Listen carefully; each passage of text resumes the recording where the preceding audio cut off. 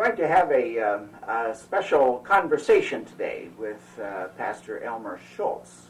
Today is April the 9th, 1988. We're here in the home of Pastor and Mrs. Shultz. So we're going to remain seated. Pastor Shultz's physical condition is not such that he can stand for long periods of time. So we're going to have a conversation with a gentleman who at one time, 50-some years ago, was the president of the Connellsville Rotary. And here we are today in Pastor Shultz's home. Good morning, Pastor Shultz. Thank you, Herb. Would you like to make any opening comments? Well, we're here because of the insistence of Doug Corteel, who's behind the camera now and won't be seen. He's been after me for some time to do a program, and I've had several recognitions, and I just didn't feel that I was worthy and it was necessary. But with his persistence and finally prevailing upon Pastor Dubler, we've come to this point in presenting something that has Rotary connections as it relates to my life. Thank you for coming to our home today and for bearing with me. Okay. We have a couple of open-ended questions that Pastor Shultz and I have talked over briefly, and so we're going to begin with them. And the first one is just to ask simply, what kind of first connections, what was your first kind of contact with Rotary? How did you become a part of Rotary? Well, to become a part of goes back to the first connection which you mentioned, which really goes back, surprisingly, when I was a high school senior back in Janesville, Wisconsin high school. Rotary was fairly new then. That would be in 1919, 1920. And the Rotary had been organized. Janesville was not far from Chicago, where Paul Harris organized Rotary International some years before. And the club was meeting in Janesville in the Myers Hotel as an eating club at that time. It had gone, Rotary had progressed that place where it became a noon fellowship. And the hotel needed extra help to serve the meal to this larger group, which was newer in the community. So they sent up the high school for some seniors who might be free at the noon hour to just help serve. Well, I got in on it somehow or other.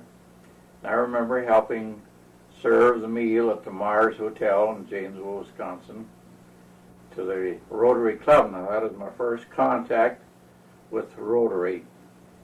It ended, well, it didn't end that way, but an unhappy and embarrassing experience as I was serving one of the Rotarians. He raised his arm, but at that time I was serving the soup, and some of the soup spilled over on him.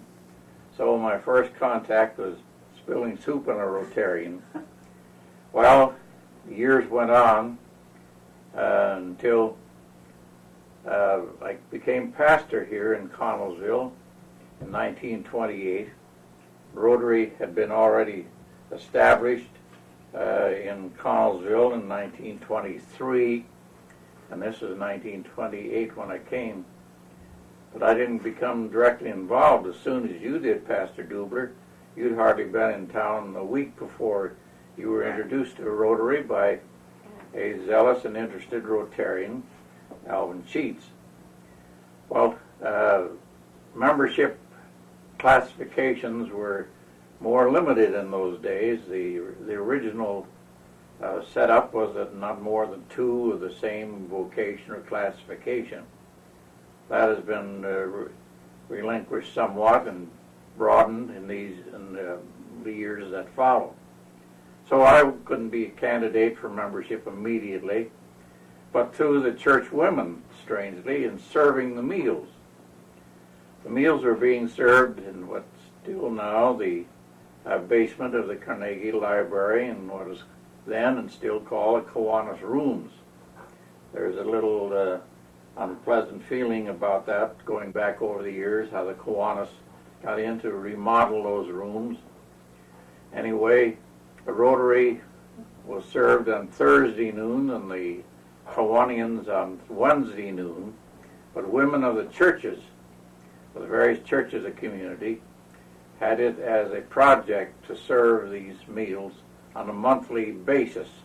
That is, they would take turns at a month at a time. And it was in the days, remember, 1928, 29, and years that followed, were years when money needed to be raised in the church, so the Ladies' Aid would be serving the Rotary Club. Well, as pastor, I was naturally pastor of the Ladies' Aid, and I got to go to some Rotary meetings, but it was not until about 3 years later that an opening came. There had been a Lutheran minister, Dr. Hetrick, one of your honored predecessors, and a Dr. Elmer Stevens of the Baptist Church were the two Rotarians. Besides the Salvation Army captain, through the years, the officer of the Salvation Army sort of been a Rotarian, except the years when they had women officers locally, and the YMCA secretary is a part of the ministerium. So other than that, there was limited to two ministers. It wasn't until Reverend Stevens passed on, retired, still living, retired, an opening came. Because of an interested layman in my church and an active Rotarian, Ira David Youngkin, later was a city councilman, a prominent businessman, and later became mayor of the city, had been sort of monitoring the situation and was instrumental in getting my name presented as a Rotarian about the year 1931-32. So those are my first relationships with Rotary. So then you were in it less than 10 years when you became the president of Rotary in 1936 and 1937. What were, as you remember and recollect, what were the issues that were important in Rotary in those days? Well, let us look at the historical background of the times in which we lived. It was Depression time. Roosevelt had become president. Franklin D. Roosevelt had become president, and whole change in program. The country was in need. Connellsville had already felt the pressure of economic deprivations. The year I moved to Connellsville, for instance, the roundhouse of the B&O burned, and that was a catastrophe. So other losses came, some bank closing. At one time there were 7 banks in Connellsville. 7 railroads had their termination here or passed through. It had been an industrial town, so it was just in the beginning of its downward trend economically, industrially.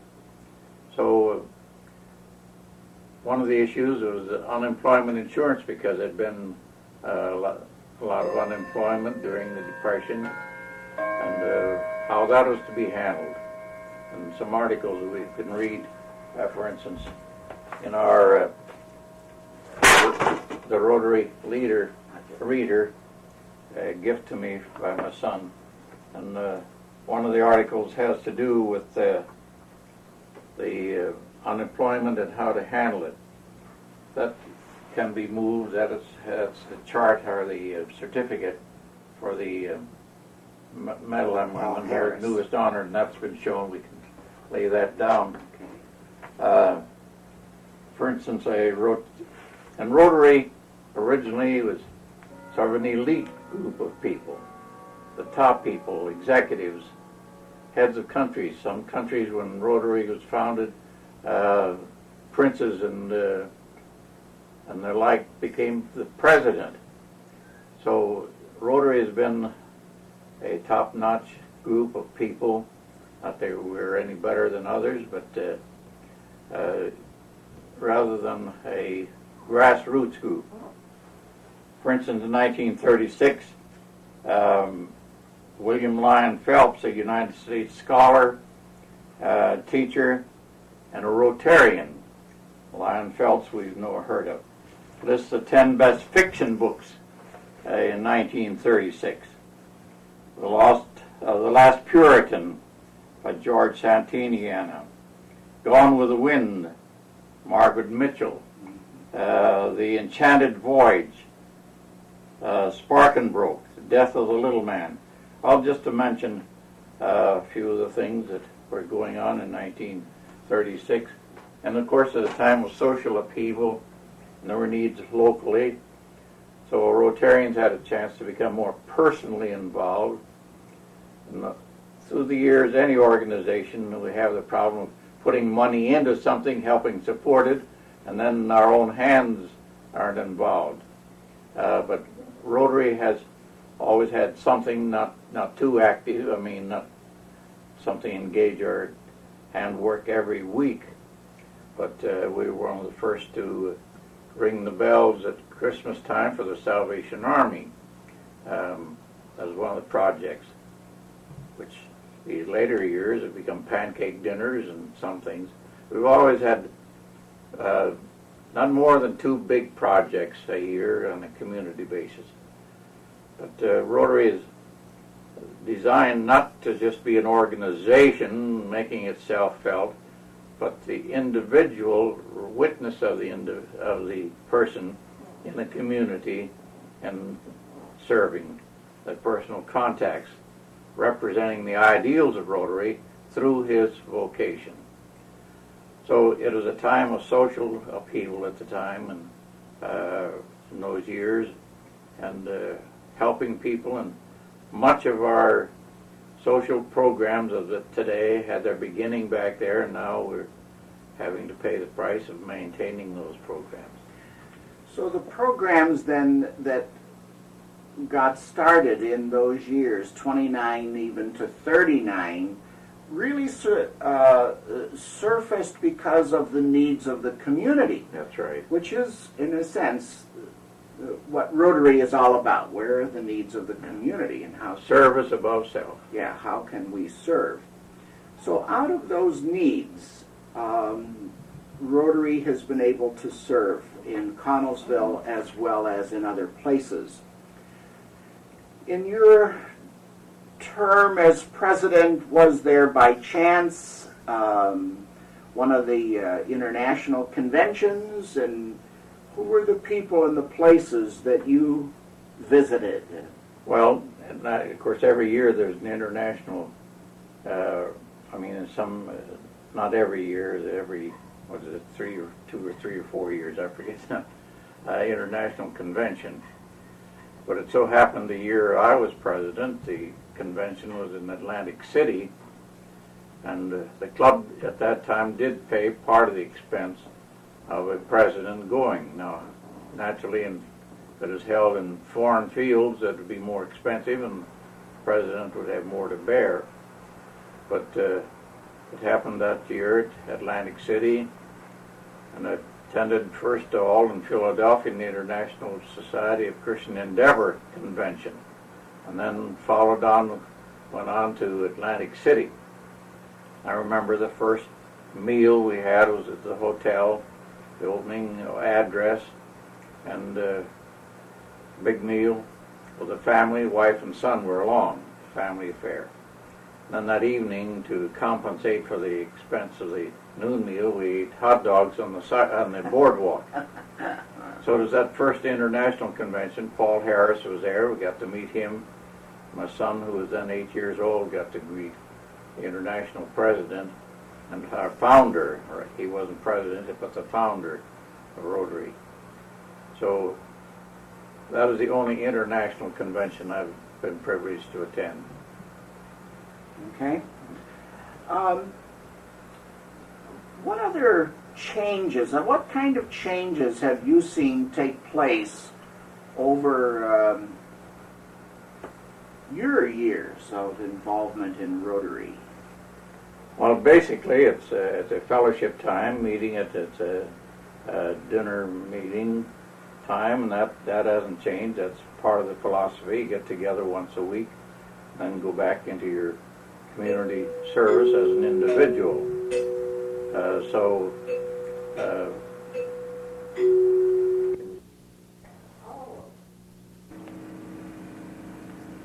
Some of the changes have been more or less superficial. They're not dramatic. For instance, the luncheon program itself, I mentioned a while ago about the first dinners being served at the Connellsville Library. Well, through the years, the arrangement of the Kiwanis Club, because they had title to the rooms, and the arrangement was a cooperative one, but for some reason or other, our local Rotary Club changed to the meet at the YMCA. For a number of years, met in a special dining room upstairs in the YMCA, the old building down in, wasn't too old to us now, on Apple and or Fairview Avenue and South Pittsburgh. And then for a number of years met there, and in later years moved to the Elks Club where we are now. That basically is the same as method of serving. One change is the bulletin itself.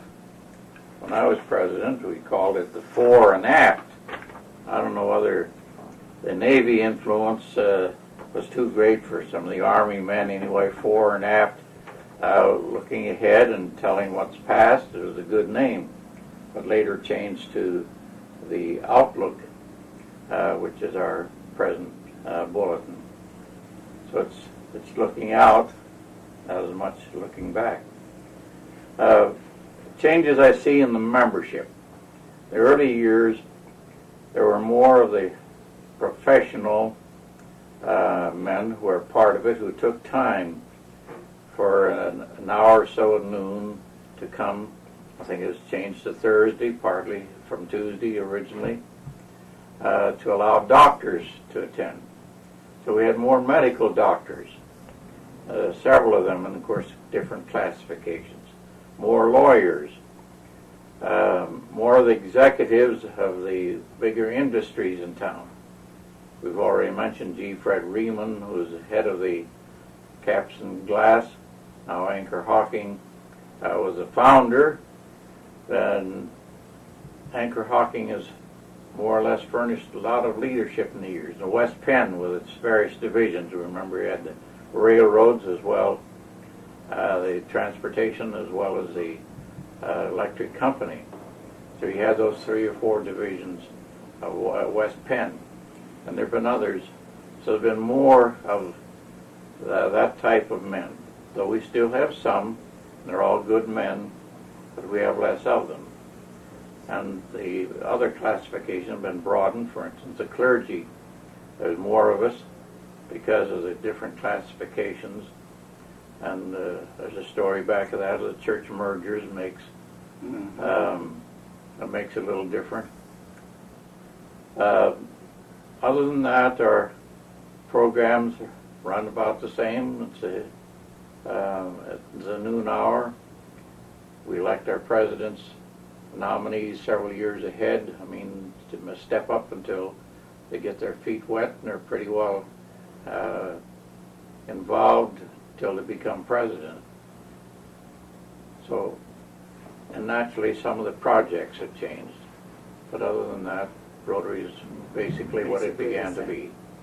Could you describe for us the medallion that you have on your lapel? Well, of course, you know, just recently I was made through a gift to my son, who is a founder of the Westerville Rotary Club in Westerville, Ohio, where Otterbein College is. Later became its president. Later a district governor. Recently he represented the international president in California in some meetings out there. So he's gone a long ways in Rotary. Well, he made a gift to his father just a few weeks ago as a Paul Harris Fellow, which means the contribution of $1,000 toward the Paul Harris Foundation, a money holding organization whose project right now is Polio Plus, and the money is going to a worldwide ambitious program of ridding the world of polio, as we have practically ridden our nation of it here. So this is a gift. There's a ribbon that some of the men wear, and the certificate, which fell down a while ago, that goes with it. So that's the most recent surprise that came through the gift of my son, is a Paul Harris Fellow. Well, congratulations on that. Is there anything else that you would like to say before we wrap up this personal interview? Well, not many know that I was nominated in 1969 as a district governor from our club. Here's a newspaper announcement concerning it, the Daily Courier, and the same thing attached to the governor's monthly letter to show that it's authentic. As a nominee, 2 years to become a president or a governor in 71, 72. Attended a few of the meetings of the district committee to get aware of it.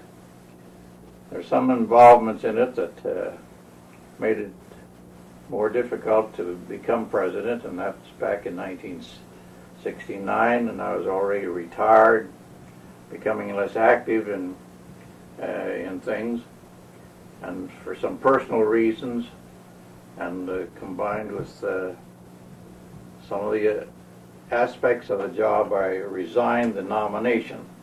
So I had the honor of being nominated for a little over a year, but had less than a year, but resigned the distinction. We talked about Rotary as an organization, an international organization, which began as a fellowship of men in the local community with their various vocations.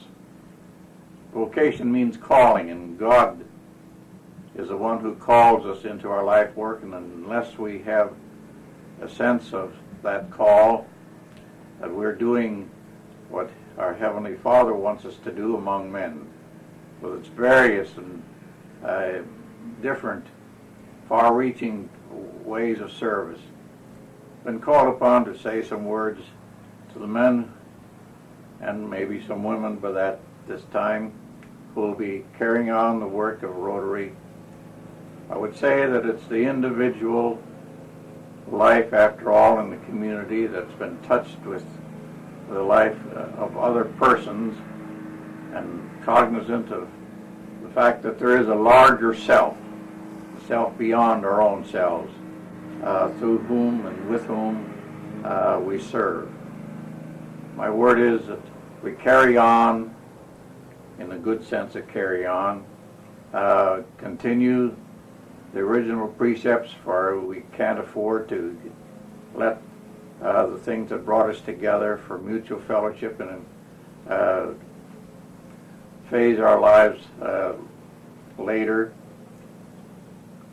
unless it be for the good of others. Service above self, thinking of others. My fellowship in Rotary has been enhanced by touching other lives. I go back to one meeting after I'd retired and come back to Connellsville. Been invited back. Little Mel Keller was right on the job, and the moving van hadn't gone out of town. He was on my heels to get back into Rotary, where I'd been after 22 years of absence. But I was the chairman of a committee that was called to share with the board of directors at the home of Jim Driscoll, whom I knew as the third generation of Driscolls. His grandfather, James J., all in the Courier family. His own father, James M., and James G., and then his own son, James R. And I was able, because of that meeting in a home, to meet a family and I was a part-time pastor of the East Connellsville Church at that time. Gave me an opportunity to reach this family who had moved into that community and later received them into the church. Influenced them, had an influence in their lives and blessing upon their children.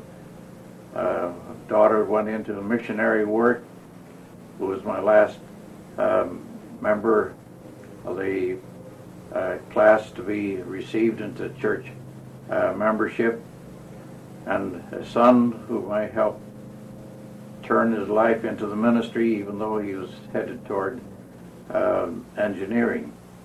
It's these contacts beyond Rotary Club meetings. So it's a life we live in the community, the friends we make, the service we render, and while religion and politics have never entered in, it's been a part of our life to serve in these practical areas of life. And may God bless the oncoming generations. May Rotary ever thrive, and may we be a fellowship that we're proud to remember the elite of God in the community. Thank you.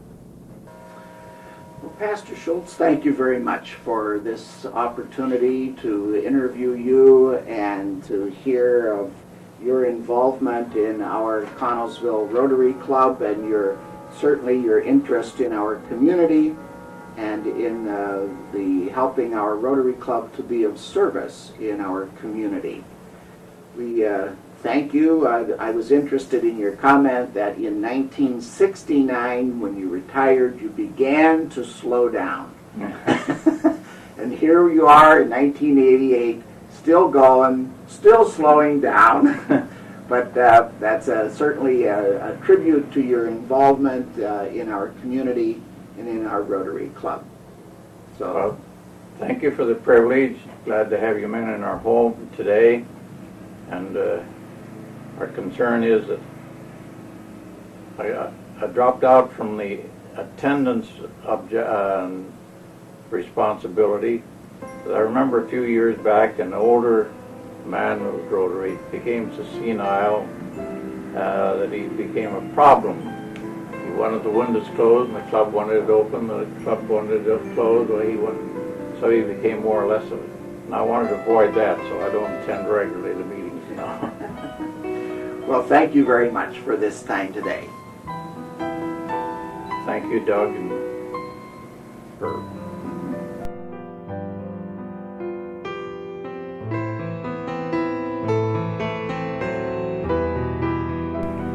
I've been asked to offer a typical Rotary prayer. I was a chaplain for a number of years as president. We open our meetings with prayer. Let this be a typical opening prayer for a Rotary meeting. Our Heavenly Father, we gather today as Rotarians concerned for the worldwide interests of Thy kingdom and the worthwhile things of our community. Pray Thy blessing upon our gathering today. We thank You for the health and strength that brings us together from the various segments of community life. Bless the program, those who are participating, be with our officers, be with those who have prepared and will serve the meal. Be with our fellowship here, and as we go out, let us remember the precept of Rotary, service above self. In the name of our Father we pray. Amen.